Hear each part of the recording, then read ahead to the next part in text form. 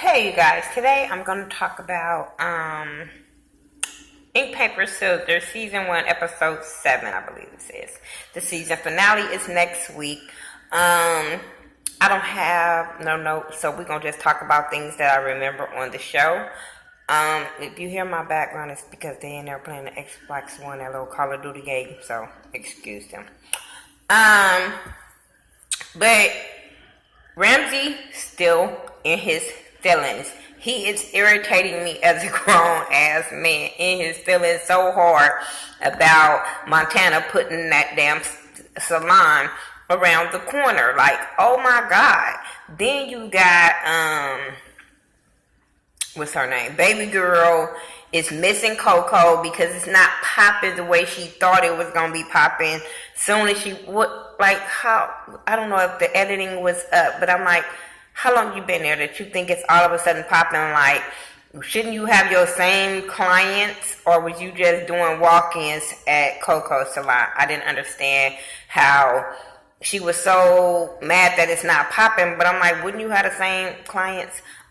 Hey, but she's mad that Coco not answering her phone, and Coco still in her feelings and sending her ass the voicemail because Coco don't like the way baby girl did left the way she did. And I totally understand. Like I said before, I get Coco being mad at baby girl because baby girl did that sneaky and wrong as fuck. Now, I'm all for you building your own brand, and that's the same thing Coco's saying. Like, she's not knocking her for building her brand and moving out to the other location or whatever. It's not about that. It's the way she went about that situation. That's what I wasn't cool with. Even like when she went to go and try to talk to Coco or whatever, and Coco was like, I'm still mad. And I'm like, I respect a person that say they still pissed off than somebody that'll smile in my face and knowing that they matter to me. So I respect Coco on that part. Baby girl went out with, I'm just gonna go on with character each person. Baby girl went on a date with Ink Man. And to me, it was a date to make homegirl jealous and mad because she told you not to. And that was your way of saying, oh, I can do what I want to. I'm a grown woman now. And I'm like, oh my God. But the date didn't turn out the way she wanted it to. It really didn't. First of all, he didn't take her ass nowhere but to his house. That was sign X number one. Like, he wants y'all to go kick it, but and then he didn't want to pay. He didn't want to, like, take her on a date because his ass didn't want to pay for this. And I'm sitting there like, but it shows you he just wanted to smash. That's it. He ain't really feeling you the way he was saying he was feeling you, had me on his side and shit. He wants to smash. It's nothing about him that wants to spend no kind of money on you, take you out in public and show you off type shit. It's not like that. But he take you back to his house. First time, that's not cool. I would have been like, nope, that's not gonna happen. But she, like I said, I think she was doing this to make Coco mad. But he was really, I'm not gonna say he was rude. I think he was being him. I think that's the way he is all the time with the questions he was asking her. And the questions he was asking her, I didn't see what was the problem. When he was asking her, like, what is so bomb about you? What do you bring to the table? What do you know what I'm saying? I didn't see what the problem of him asking those questions. I think it was just the way he was asking the questions, because I'm always like that with a woman. It's like, you always ask what you want out of a man, but I'm like, what do you bring to the table besides being cute, fat ass and titties? What do you bring to the table? So I totally get him asking those questions. Moving on from baby girl. Now, that beginning, I don't know who the hell that girl was that tore up that shop. Well, they didn't even really tear up the shop. She just tore up Danny and Shelly's station. Like, you had beef with them. I didn't understand that story. I probably zoned out. I don't know. But I know she used to work there or something, but she tore it up, and I'm sitting there like, how'd she do that by herself? How did she do that by herself? Like, she had the floors up, all that. She knocking out walls. Really? Can we get more footage of who helped her? Because that just didn't. editing this episode was so irritating to me. But so the Shelly Danny station is messed up. So Coco messy, just mean spirited. Was like, well, Shelly can work in here, but Danny can't. And I'm like, oh my God. Like, I understand y'all don't get along, but it was just the way she said it. Like, okay, you don't have to work with her. You don't have to really be around her. It was just the way she went about it. And it was so off guard and shouldn't have been said right then and there, because they already dealing with they damn station and everything got messed up. And for her to just come at Danny the way she did was out of line. So Danny popped off, jumped up, hit her. I think she hit Coco in the face, or almost in the face with the purse, or Coco tried to hit her. It was something that had to do with the damn purse. And they swinging. Really nobody did nothing to each other because security broke it up and all that kind of stuff. And I'm sitting there like, this is so unnecessary. Like, what police was that? That's another thing, because it was just like the police had just left and this conversation happened. Like, that's why I said the editing and chopped up of this was so off. But I'm like, really? Y'all doing this and the police just left? For real? Like, no class at all whatsoever on that part. What else happened? But they end up working together. They end up working in the same station, because I think it was Perry Ramsey ended up saying that they had to go back there and work with her, so she didn't really have a choice. But then when she thought about it, she could split the rent 3 ways and it come out cheaper for her. Okay. Then when it got fake to me. It got really, really fake, because they were in there sitting there by themselves, wasn't talking to each other. Shelly comes in, they looking at Shelly looking at them like, what? And then the way Shelly did it, I was just like, did we miss some shit? But then Shelly was like, we could have nipped this in the bud. We could have taken some shots. So they end up taking shots so they can get everything squared away. Really didn't get shit squared away. Just said they was going to be cordial, working with each other or whatever. But then all of a sudden they said they were going to go out. And then all of a sudden the conversation was, oh, what you wearing? What you wearing? And I'm sitting there like, this is so fake. This is so fake. Y'all have beef all these episodes, and now this episode, y'all kumbaya best friends going out. Bitch, I don't care if we cordial, we still not going out. Bitch, we just had a fight. Or a slap box. No, we're not going out. That ain't. So that was crazy to me. Who else I want to talk about? K-Boss was doing Silas' nails, and they were sitting there talking about her having a baby shower, and everything is not going as she planned with her baby's father. I want to punch him in the face. Like, I feel so bad for K-Boss when it comes to her having this baby alone. Like, I really want to punch him in the face, because the first episode, he acted like he was so on board and stuff like that, and then all of a sudden, he was just nass. Her mama had told her to go home. And I'm like, no, because you are established. Like, I don't understand this, but I guess since she gonna have the time off, okay, it would seem fine to go home and have your baby around family. But I just felt like I don't want her to be popping in Atlanta, have clientele, and then go back to her hometown and then have to struggle. That's what I don't want her to do. But then Silas ended up saying he was going to give her this baby shower. It was going to be blinged out pink. Okay.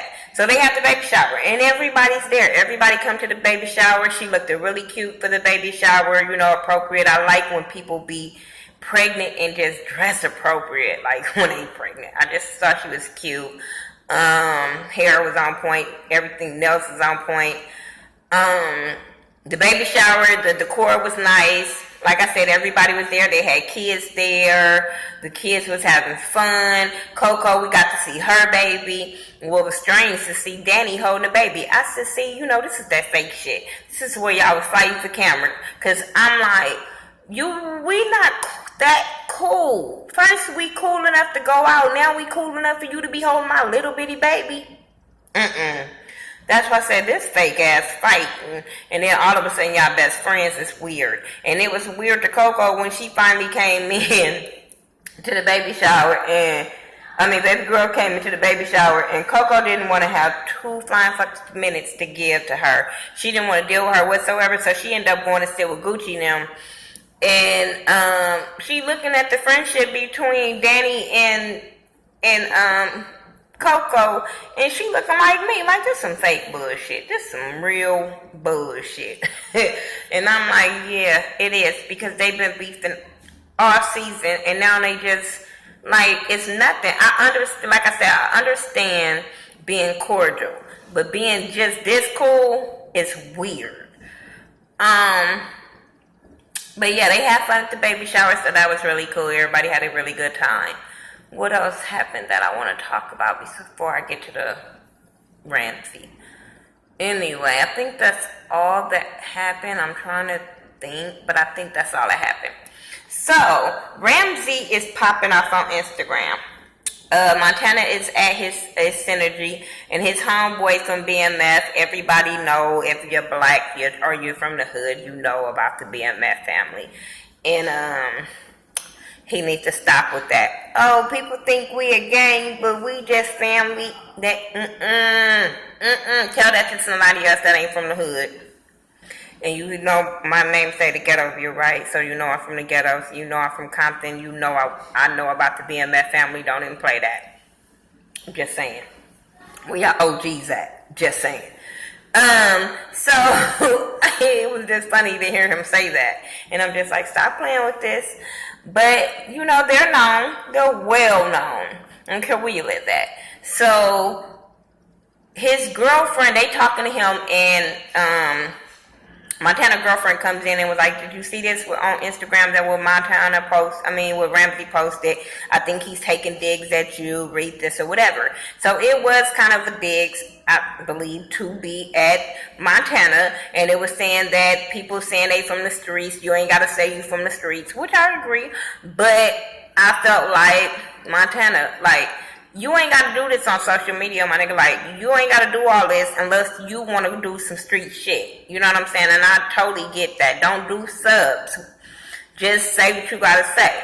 And don't post it on fucking Instagram or Twitter or that. It's so much of a coward, and you're too damn old for that. And you're a businessman.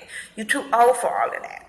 So he said that he was going to check him. And his BMF family was like, yeah. One dude was like, I just had somebody go over there and slap him up. I said, see, this is why people don't think y'all is no damn brotherhood. Y'all are a gang. Because you want to have people go put hands on people. Be quiet. Stop telling stuff.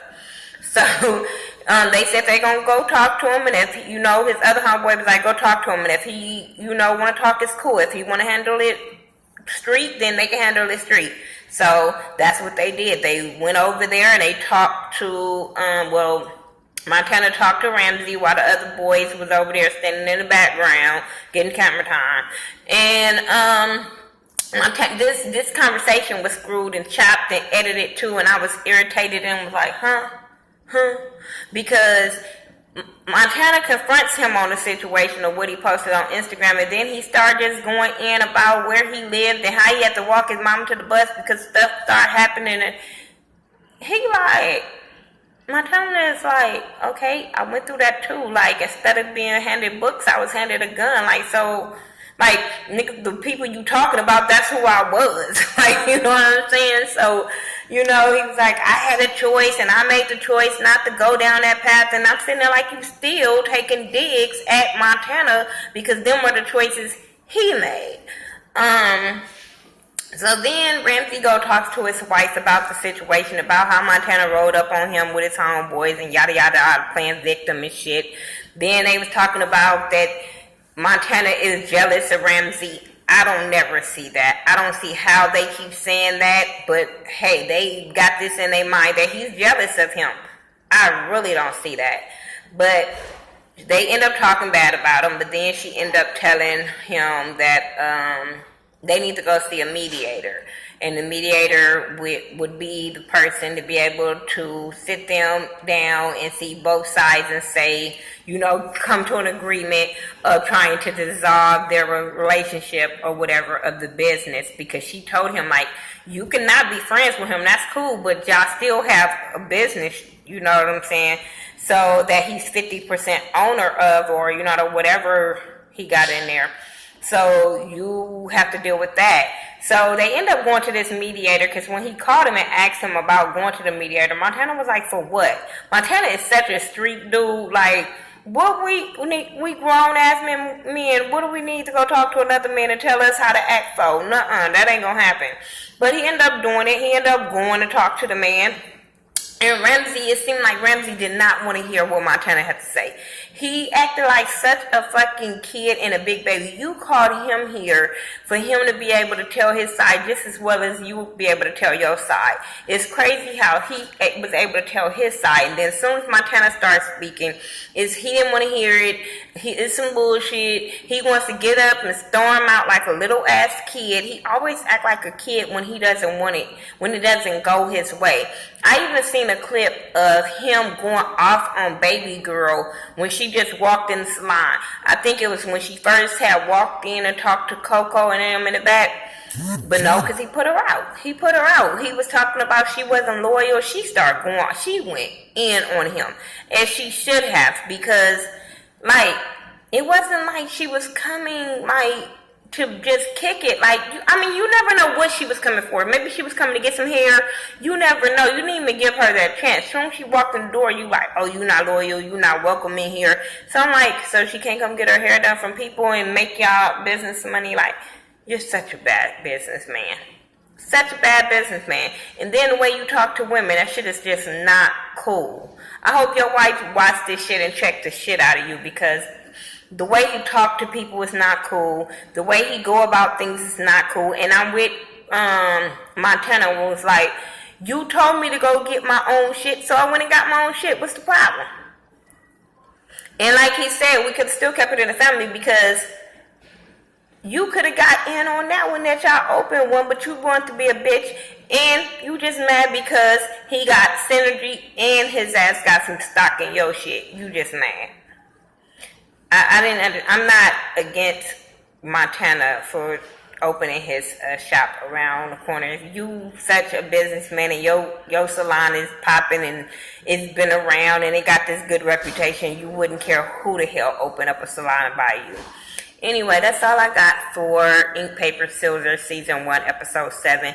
Tell me what you think about it. Thanks for everybody that's been watching, rocking with me, sharing it, liking it, commenting, all that good stuff. Thank you guys for rocking with me. I promise it's been a journey, but I've been doing it because I've been going through a lot of personal stuff, a lot of deaths in my family, but I've been trying to stay focused and stay on this. But yeah, shout out to Danny, shout out to Coco, shout out to K-Boss. They all have retweeted my videos, liked my videos and stuff like that, so shout out to you guys.